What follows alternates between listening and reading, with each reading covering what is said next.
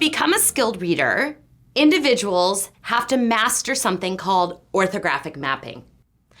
Orthographic mapping is all about matching the sounds that we hear to the symbols that represent those sounds.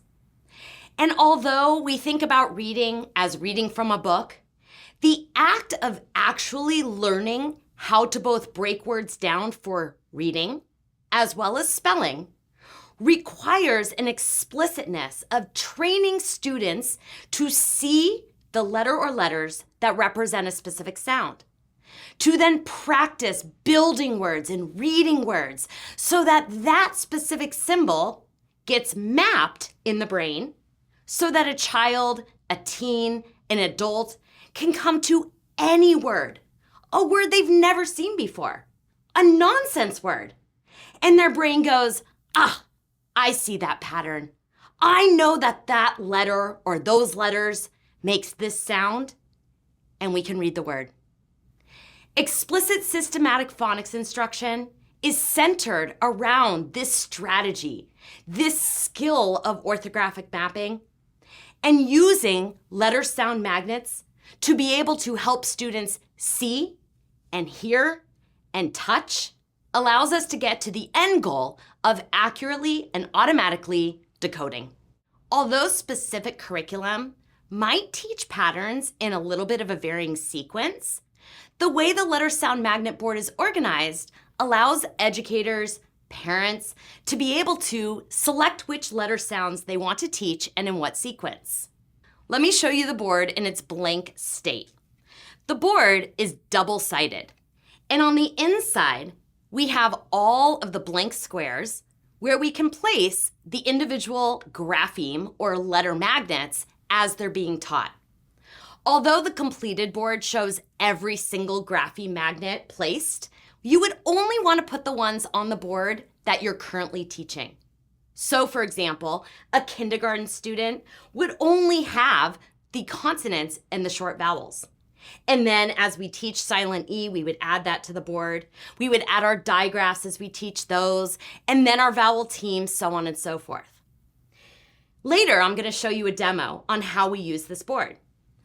But the outside of the board presents opportunities for students to be able to write words. Because although orthographic mapping is the process of connecting a sound to a symbol and seeing that symbol in isolation, we want to be able to practice both decoding and encoding words using paper, pencil, whiteboard.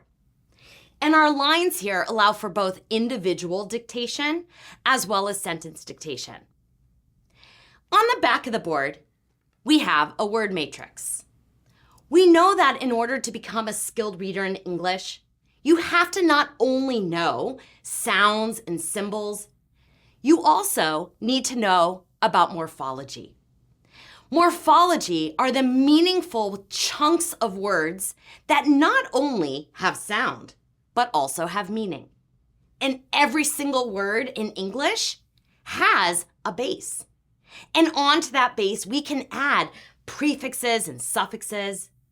And even for our youngest learners who are just learning to decode a word like swim, we can use our individual word work mat to show how swim is the base of a word like swimmer or swims.